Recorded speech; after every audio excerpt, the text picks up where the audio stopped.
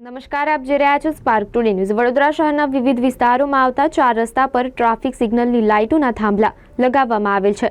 તે થાંભલા જે લગાવવામાં આવેલ હોય એ અમુક વિસ્તારોમાં બિનજરૂરિયાત થાંભલા લગાવવામાં આવેલ હોય અને ખાસ કરીને શહેરના પશ્ચિમ વિસ્તારમાં આવેલા પત્રકાર 4 રસ્તા સ્થિત થાંભલા તો લગાવવામાં આવ્યા, પરંતુ 4 રસ્તાની ફરતે ઇલેક્ટ્રિક વીજ થાંભલા લગાવેલ અવસ્થામાં હોય ત્યારે તે દૂર કરવામાં આવે તેવી માંગ કરવામાં આવી હતી।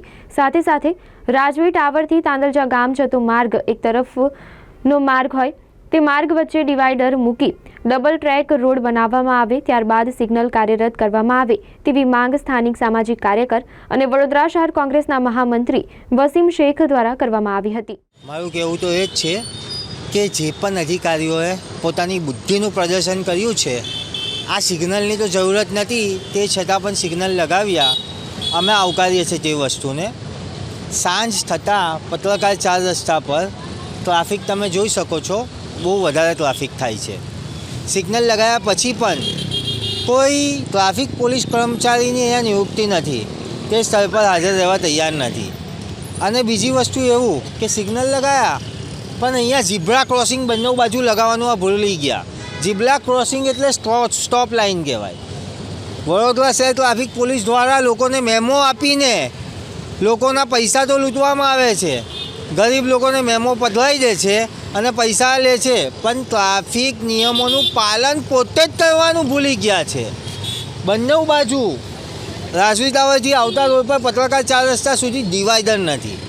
આ બાજુ તાંદલજા વિસ્તારની વાત કરવામાં આવે તો તાંદલજા ગામ તરફથી પત્રકાર આવતા રસ્તો તો વર્ષોથી બનાવ્યો છે નહીં તાંદલજા વિસ્તારનો, પણ ત્યાં ડિવાઈડર પણ લગાવવામાં નહીં આવ્યા, જેના કારણે એક બાજુથી આવેલો ટ્રાફિક બીજી બાજુથી આવેલા ટ્રાફિકને આમને સામને ટકરાય છે, જેના કારણે અકસ્માત થાય છે। તો જે વેરફાટ કર્યો છે પૈસાનો પબ્લિકનો, તે બંધ થવો જોઈએ અને પબ્લિકને જે પાયાની સુવિધા હોય ટ્રાફિકની કે ટ્રાફિક થાય ના, તેના માટે ડિવાઈડર લગાવવામાં આવે અને ઝીબ્રા ક્રોસિંગ લગાવવામાં આવે। અને વડોદરા શહેરમાં દબાણ શાખા દ્વારા વિવિધ વિસ્તારોમાં દબાણ હટાયા, તાંદલજા વિસ્તારમાંથી પણ દબાણ હટાયા, પણ વડોદરા મહાનગરપાલિકાની દબાણ શાખાની ટીમ દ્વારા આ દબાણ જોવામાં નહીં આવ્યા। પત્રકાર 4 રસ્તાના થાંભલાઓ રોડના વચ્ચે લગાવવામાં આવ્યા છે। આ થાંભલાઓના કારણે અવારનવાર એક્સિડન્ટ થયા છે, અકસ્માત થાય છે। અને બીજી બાજુ તો ટ્રાફિક સિગ્નલનો પોઈન્ટ એવો છે કે એની આગળ થાંભલો છે તો તેના જે મિનિટ્સ દેખાવા જોઈએ દેખાતા પણ નથી।